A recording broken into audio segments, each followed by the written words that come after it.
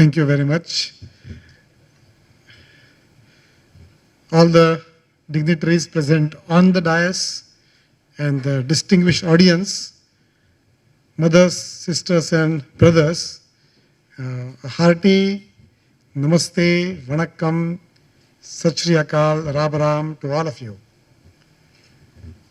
I feel very happy to join all of you in this institution which I am told has served the community for many, many decades, almost a century now, I think.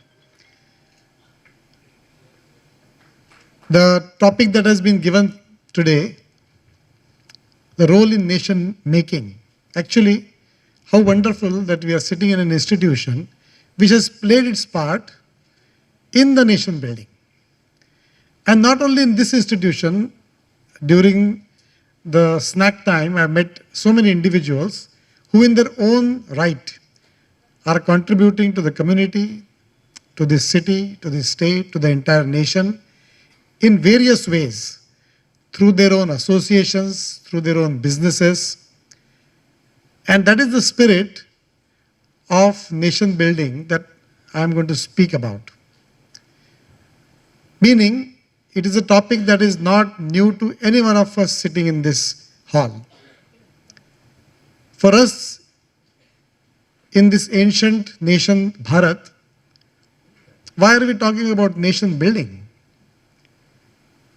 It is because of the long colonial period, which actually broke our back in terms of our economy, in terms of our educational systems, in terms of our long-standing institutions, and hence this whole need to decolonize and build the nation is something that we are experiencing and we are involved in since 1947.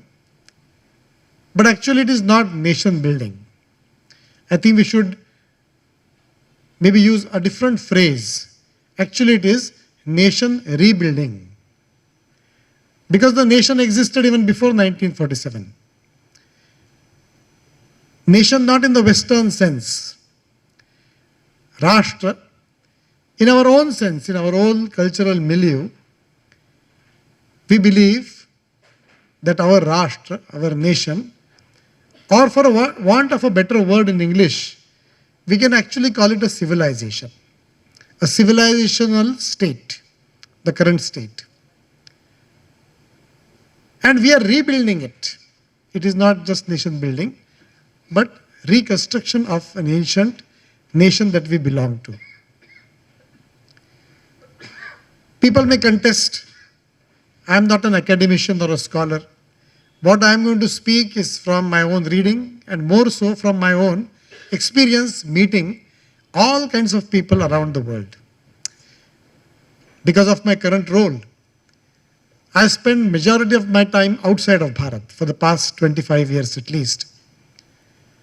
And I travel to many countries, meet not only Bharatiyas, not only Hindus in various countries of the diaspora, but also people belonging to those countries.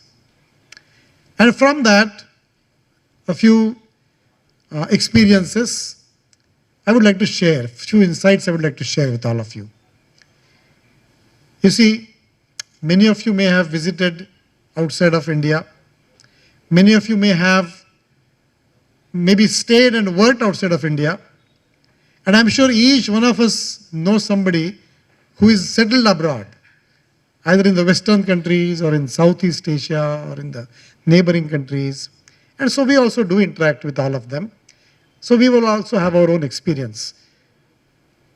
When we leave our own country, then we start understanding what is the speciality of our own nation. What makes us special? Until that time, we don't really realize. And until that time, many people don't even pay attention to it. But only when we go outside, then we start paying more attention to our values, our culture, our language, our traditions, our rituals, ceremonies, festivals, the way we dress, the way we think, the way we look at the world. everything becomes very, very evident.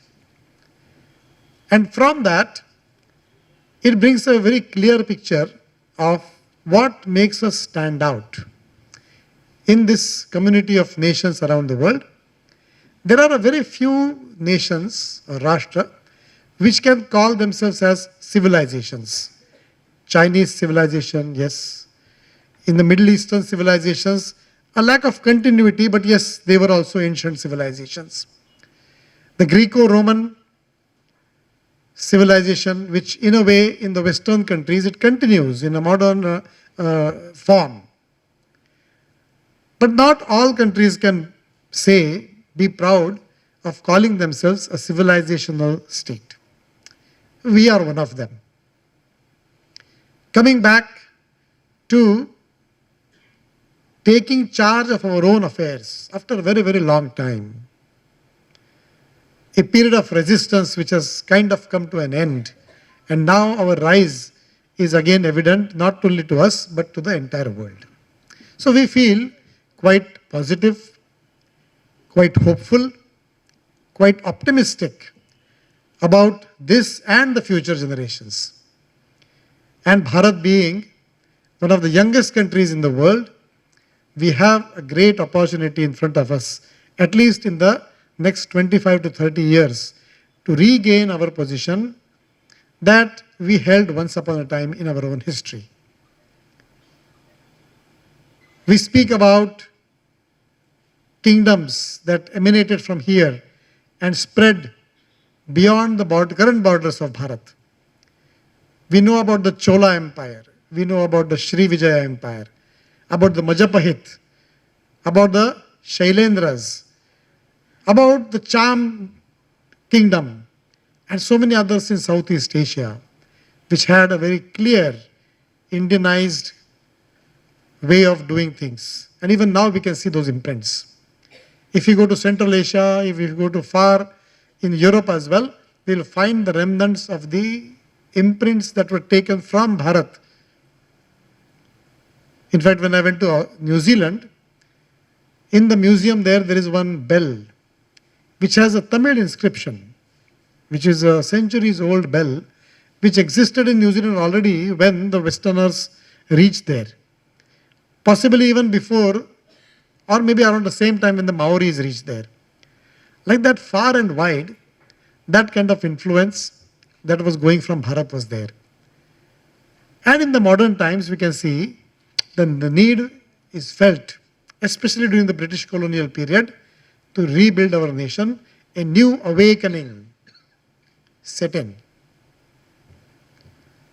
Even before 1947, as the movement started coming one after another, it is a history in our nation that political independence, economic progress is always preceded by spiritual awakening.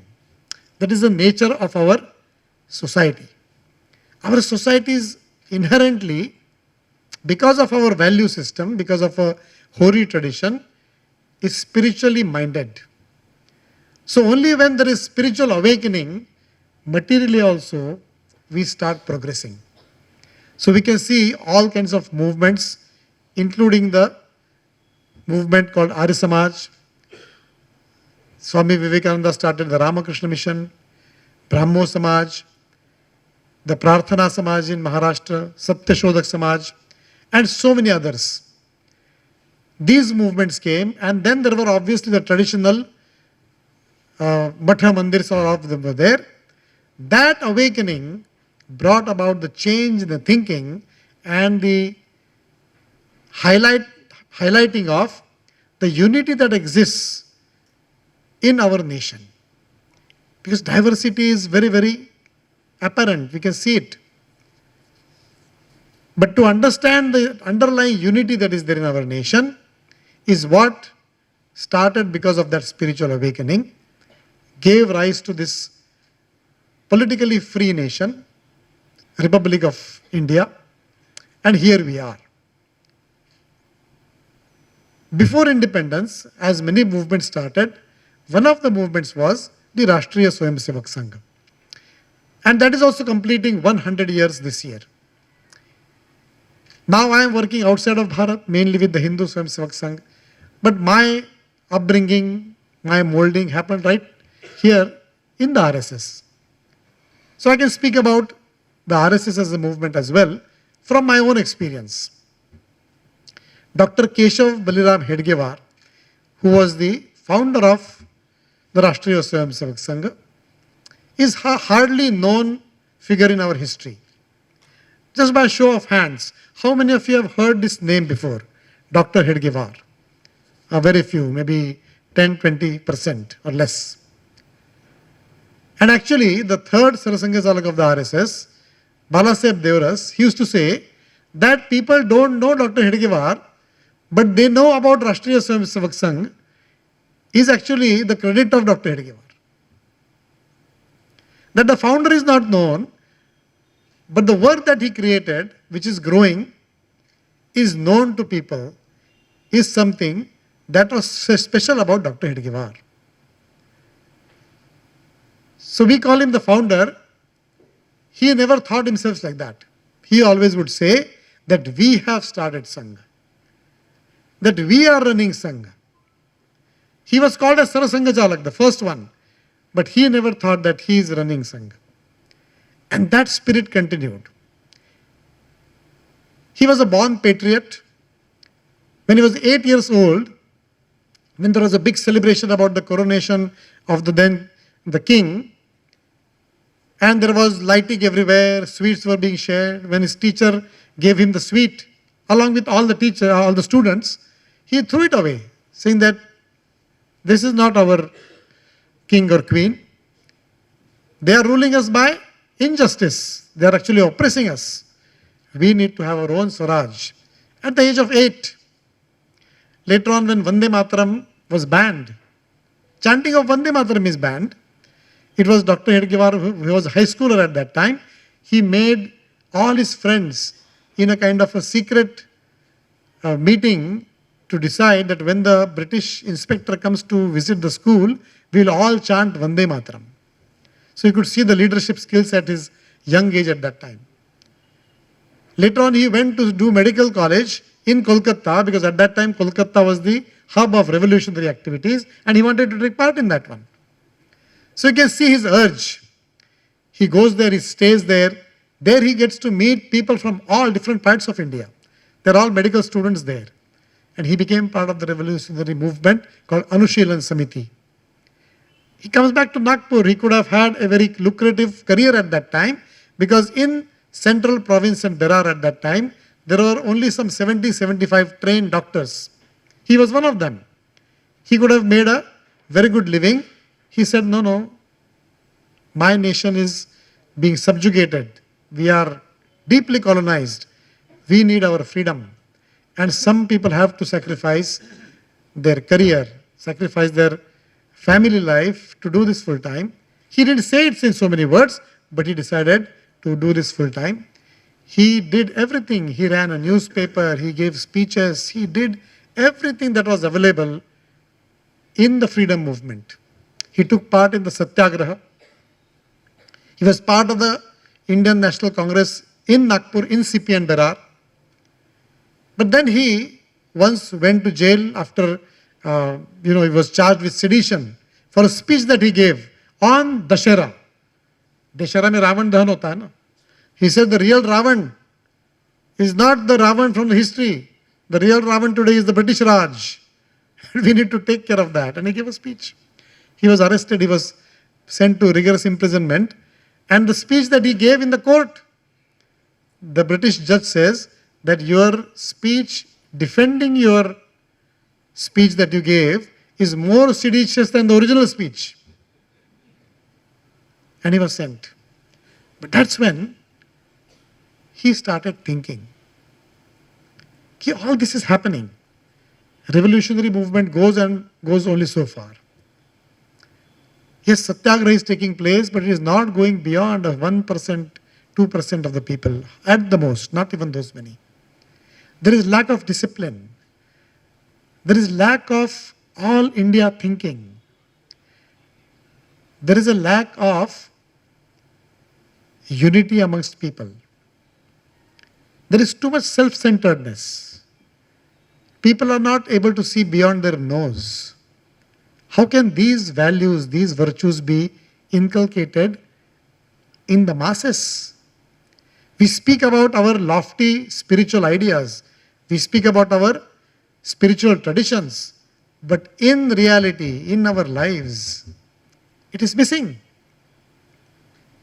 And he thought that we have to work one mind at a time. And this whole idea of character building. And when you say character, it is not only about honesty, speaking the truth, all that is there. Dr. Ji used to say, there are two sides to character, any individual's character, the individual character and the social or the national character.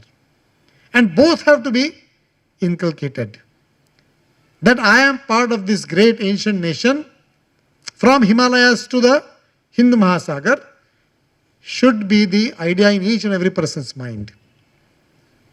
I belong, I am a small droplet in this great ocean of the Bharatiya Rashtra.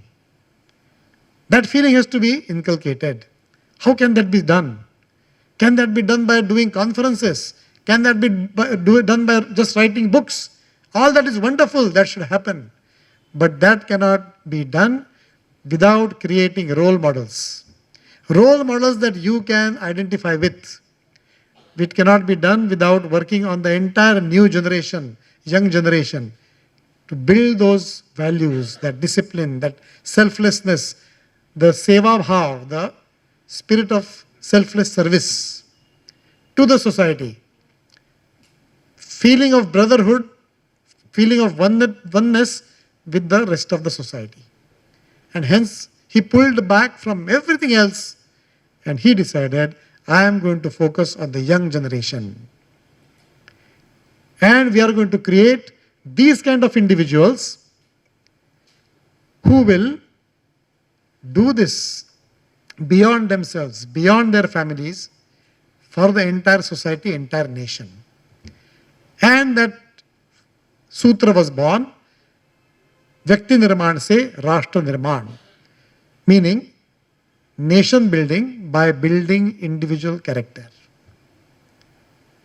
This idea of character building is not new. It is not new in our nation. It is not new worldwide as well. You know, when I first went to the United States, initially I was in the Caribbean countries, and in the US, there are many, many campsites, you know, to have summer camps, winter camps, and they'll have cabins. They will be run by either maybe scouts or some other organizations. Many of them are church-based organizations also. And if you go to their websites, there are some 4,000 such organizations who run campsites in the US. And you go to their mission, they will say, we run these camps for character building of the next generation. This idea, this notion of character building is there in all the nations who have become great nations. In fact, when the Battle of Waterloo was won, one historian in England, he said the Battle of Waterloo was won on the playgrounds of Eton and Harrow. Many of you must have heard Eton and Harrow being one of the two wonderful schools, great schools in the UK, where all bright students want to go there. That's where the next leadership emerged. And what he was saying is that to win the battles also, the leadership that was created in those schools is what led to that one. Meaning centers of excellence, centers of building the next leadership. And for a vast nation like Bharat, with such diversity, so many languages, so many traditions, so many various ways of reaching the truth. Just one institution, two institutions, one center of excellence is not enough.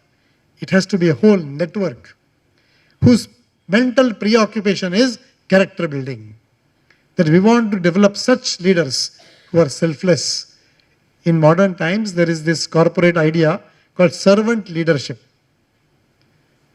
You know, in management schools, they teach that how should the leader be? The leader should be such who does it with a service-mindedness, that doesn't consider himself a leader, but considers himself a servant. It's called servant leadership. How to create those? And that is exactly what Rashtriya Swayamsevak Sangh has focused for the past 100 years. Idea being, the RSS will focus only on that and nothing else. Anything that divides the nation, we will keep away. Anything that unites the society, we will accept, adopt, and promote. Anything that makes people living in one part of Bharat connected with the people living in other part of Bharat, we will do. And hence you see that throughout the 100 years of existence, Sangh has taken up such movements. Apart from the regular running shakhas, where young generation and even all the age groups, they come together on a regular basis, daily basis, put themselves through some activities, physical activities, mental activities, and service activities, seva activities. Once in a while, nationwide campaigns. Many of you may remember the Ekatmata Ratha Yatra, which happened twice. Ganga Mata, Go Mata, Bharat Mata. Icons of reverence, which are throughout Bharat. With those icons, these yatras went from all over Bharat. In fact, they started from various parts of Bharat and then they converged. To constantly build this bhav, and up to very recently, when we all took part in the celebrations on the Pranapratishtha of Ram Mandir in Ayodhya, and you may have seen that the spontaneous response that it gave throughout Bharat, not only throughout Bharat, outside of India, almost 80 countries, celebrations were held. That brought about that unity, that sense of unity, that sense of oneness. Sangh has taken care of building that spirit time and again. Not only that, sometimes, not the one-time activity. We know that the northeast part of India sometimes remains a little cut off. There is a lot of misunderstanding about northeast part of India. The looks are slightly different. You go to any part of India, the looks are kind of one type, but there a slight Mongolite features may be there, and hence sometimes they used to face, people will look differently. But Sangh took up this idea of bringing those students and they stay in different parts of India. I'm not sure in Tamil Nadu also possibly, some of the hostels may be there. They stay here. They feel that we are at home. There was a time when they would stay at different families' homes. There are people who I met in America. He said, yes, in my home, I grew up with one person from Arunachal Pradesh, and we grew up like brothers. So creating that kind of feeling of oneness is not only through campaigns, but through sustained efforts, where the need for education is there, but why not the education happens in some other part of Bharat, so they feel emotionally connected. Those kind of projects also Sangh has taken. Sangh has stood for democracy in this country. In 1975 to 77, for political reasons, many civil rights were suspended. Democracy in a way was suspended for those 1.5 plus years. But Sangh was in the forefront to do the satyagraha and fill the prisons so that emergency is revoked and democratic rights are restored. I think more than 80,000 Sangha Swayamsevaks did satyagraha and went to jail at that time. Like that, in the whole process of nation building, starting from local to national. Because what Sangha says, okay, have a national outlook, but make sure that you do something locally. Nowadays, because of internet, what has happened is, you see, there is one phrase that think globally and act locally. But due to internet, it has actually opposite happens. People think locally but write globally, because what they write on their social media handle goes worldwide. But their view, the point of view is very, very localized. But we need to create this think globally, act locally. So each and every Sangha Swayamsevika is urged that be active locally, contribute locally. See something around you that you can be part of. See something that you can make a difference. But because making a difference in the locality that you are in, actually it is going to make a difference in your life. You are going to feel elevated. Your contribution makes you feel spiritually elevated. And that is the way that Sangha has worked in the whole process of nation building through various organizations, institutions and movements that these Swayamsevaks who are trained through shakhas, they go and they start. So for example, Akhila Bharatiya Vidyarthi Parishad, which is the largest student movement in Bharat, generally whatever is biggest in Bharat is biggest worldwide because of the numbers. Then Bharatiya Mazdoor Sangha being the largest labor organization in the world, the only non-left labor organization in the world, non-communist, you can say. Then you have Vidya Bharati, which runs some 21,000 plus schools in India. Then you have Vanvasi Kalan Ashram, which takes care of the tribal welfare in throughout India. Vijnana Bharati, which promotes science and Swadeshi science throughout India. Then you have Arogya Bharati, which says that don't only focus on treating, but proactive health, being conscious about health positively, preventative health. All kinds of movements Sangha Swayamsevaks have started. As part of that, many things have started spontaneously. It was not part of any strategic meeting and let us start this. Many Swayamsevaks thought that this is a need and they started. I was a pracharak in the Mumbai region of Maharashtra. There is one Nana Palkar Smriti Samiti. If you ever go there, it is called Rugna Seva Sadan. How it started is the local shakha near Tata Cancer Hospital. They realized at that time, in the 70s, 80s, very few cancer hospitals were there. So many patients will come to Mumbai for treatment. And you know, things were so expensive in Mumbai that the relatives and friends who come with the patient is in the hospital, where will they stay? So they'll sometimes be in the footpath, somewhere they'll be under a bus stop. Food was a problem. The local shaka said, how can we help them? It was not part of a big strategic plan, I'm telling you. They started taking tiffins from their homes. They'll cook at home and start feeding these relatives of the patients. Then they said, okay, they also need a place to stay. So they actually created one non-profit and rented a couple of apartments. And they started helping them stay there. Then they realized the need is much more. Then the organization kept growing, and now there's a 7-story building. A few hundred people can stay there. There is a counseling center, there is a dialysis center. Every weekend, the children's hospital nearby, all the children are given breakfast. People come forward to help in such way. Started by one shakha, a few Swayamsevaks in that area, spontaneously becoming a big institution. Now the same model is being done in many other cities. The point I'm making is, this is not the only one. Like that, there are many institutions which have started like that spontaneously because the right spirit is imbibed in the hearts.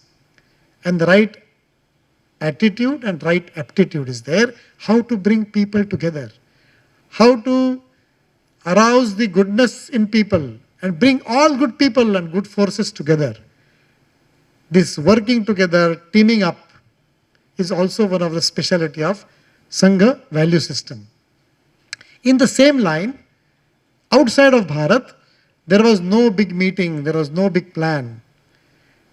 2 Swayamsevaks, interestingly, one from Punjab and another from Gujarat, who didn't know each other.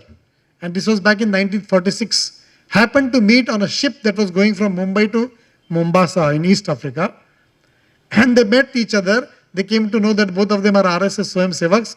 They were so happy, they hugged each other. They said, right here we are doing the Sangh Prarthana. They started Namaste Sadavatsale on the deck of the ship, right in the middle of the Arabian Sea, facing the Bharat Mata. They found 17 other people who were either Swayamsevaks or who wanted to become Swayamsevaks on the ship itself. In 1947, Makar Sankranti, Pongal, they started Bharatiya Swayamsevak Sangh. They started running the Shakha, they started doing work because there are Bharatiyas there. So we must bring them together. We should do the same thing right here. And from there, then in the UK, then later on in the US, Australia, Southeast Asia, and then they started asking for some help from Bharat as well. The idea is to create a movement. It is not only to build an organization for its own glory. In fact, Dr. Hedgewar used to say that Sangha is not interested in celebrating its jubilees. So although it is a centenary year, Sangha in Bharat, Rashtriya Swayamsevak Sangha has taken up that now we have to go all out to the society and what it is called as Sajjana Shakti Jagran. There is no scarcity of good people and good forces in the society. How we can bring them and synergize is the question. And as 5 themes RSS has taken to awaken these 5 things throughout Bharat. Not only Sangha Swayamsevaks and Sevikas, but the entire society, because if only RSS focuses on this, only few of these organizations focuses on character building and nation building, the work cannot be done. It has to be a society-wide, nation-wide movement. Only then we can actually achieve it. The time has come where this kind of awakening can be brought out in the entire society, because RSS Swayamsevaks are reaching out to each and every village, development block, what is called as Mandal, and the activity is being started. Most probably by next year, there will be 100,000 shakhas in the country. And most probably there will be even many more centers where some activity is going on. But it is not only about bringing people to shakha. Let people do these things in their own way, in their own format, based on common themes. And these 5 themes are, one is called Kutumba Prabodhan. We can all see what's happening today, either because of the entertainment industry or because of social media, gadgets. It is taking its toll on the families. The new generation is distracted. I read a book recently written by one social psychologist in New York, one Mr. Jonathan Haidt. He calls the generation the anxious generation. That how the attention span has reduced, how they cannot focus for too long, how they think a little shallow. There are books like something called The Comfort Crisis. Now anything that goes is seen as a little discomfort. People are very upset. You know, when I was reading that it became news that people had to walk 20 kilometers to reach the Kumbh Mela Sangam. You see, imagine 50 years ago, 60 years ago, that wouldn't have been news. Because people would have walked 100 kilometers and 200 kilometers to reach there. So now to walk 10 kilometers, 20 kilometers is a big deal, even to go to Kumbh Mela. We are in a comfort crisis. Very quickly we are going towards that. It is taking a toll on our next generation and the families as well. So what can we do?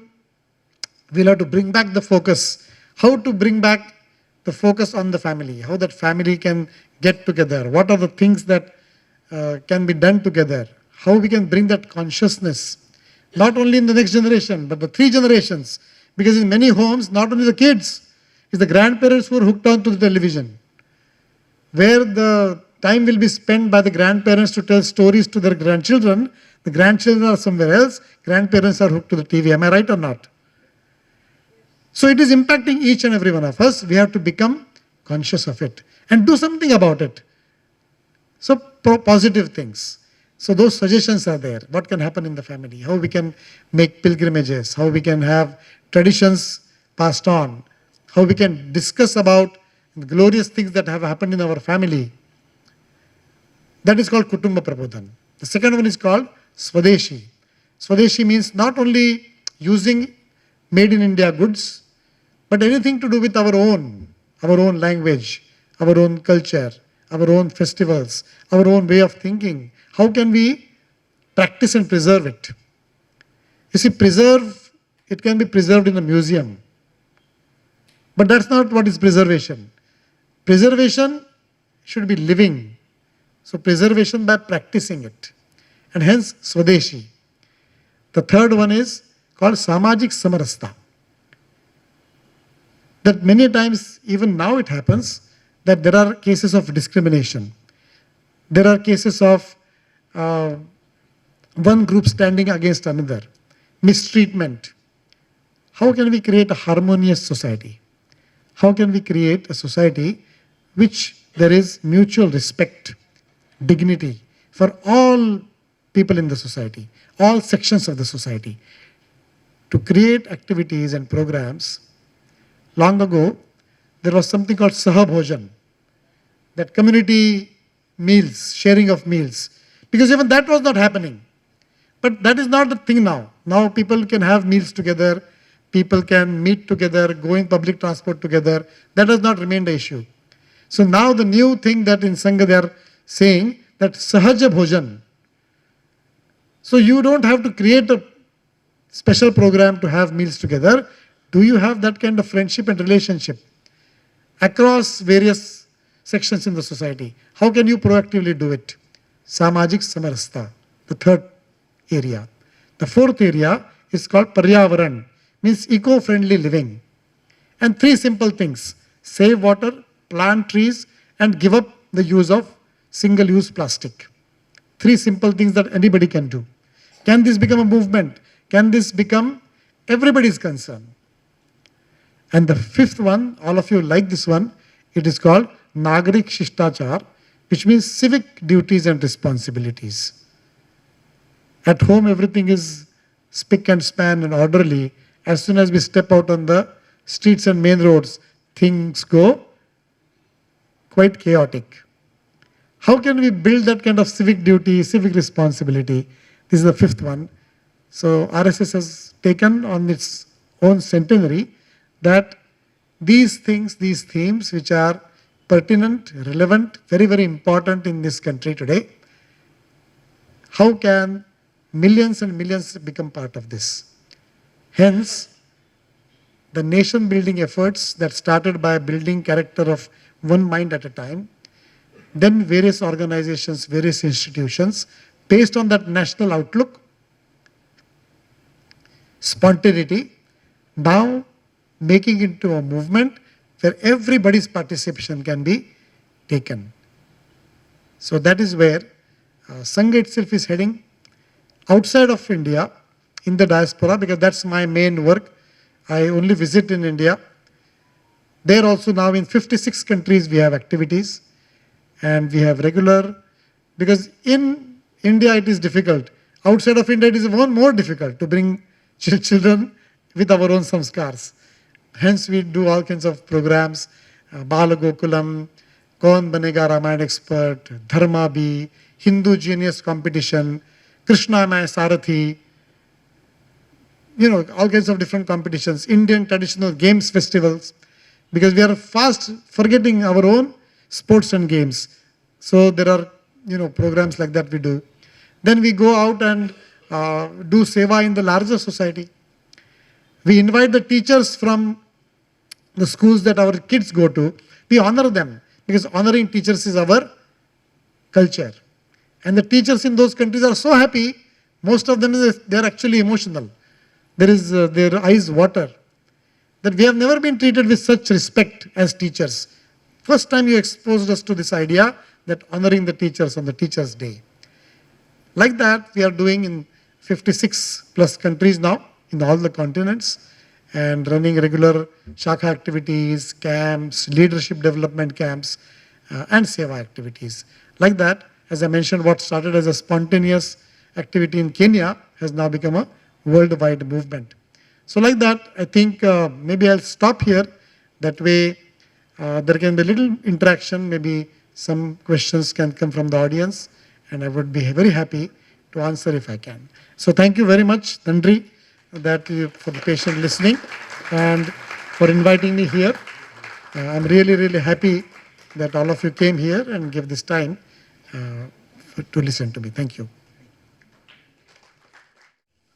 Thank you one and all for being here on this Sunday.